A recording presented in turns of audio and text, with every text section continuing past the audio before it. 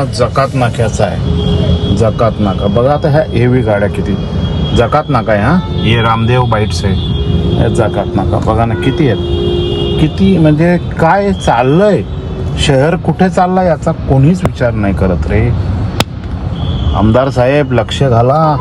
शहर तुमचा भंगारातला भंगार व्हायला लागलाय. भंगारातला भंगार. विचार करावा.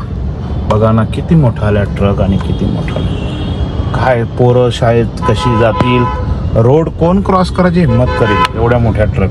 बघा आपल्या भिवंडीतली परिस्थिती. 6 वाजले संध्याकाळचे. आज तारीख आहे 14/10/2025. संध्याकाळचे 6 वाजले. सगळे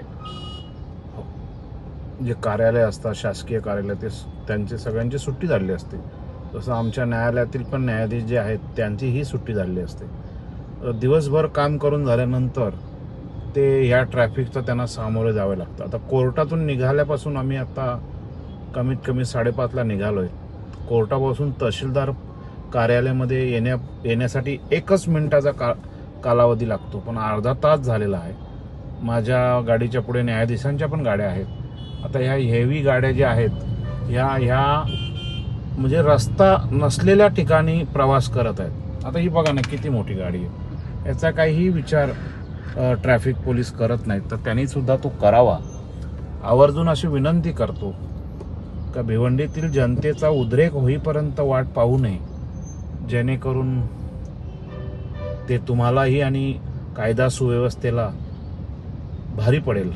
कायदा सुव्यवस्थेचा प्रश्न निर्माण होईल. असं करू नये अशी मी सर्व भिवंडीवासियांतर्फे विनंती करतो. हे तहसीलदार कार्यालय आहे इथे समोर. गेल्या अर्धा तास झाला आहे. 1 मिनिटाच्या प्रवासावर अर्धा तास गाडीमध्ये बसून हा आम्हाला प्रवास करावा लागतोय. ही खूप वाईट परिस्थिती आहे. किती हेवी गाड्या आहेत शहरातून. कशासाठी मला तर काही कळलाच मार्ग नाही. फक्त भिवंडी शहरामध्ये हेवी आहेत. ठाणा, कल्याण, बदलापूर, वसई, विरार, पनवेल कुठेच शहरात नाहीत. कुठेच नाहीत. फक्त शहरामध्ये भिवंडी बस.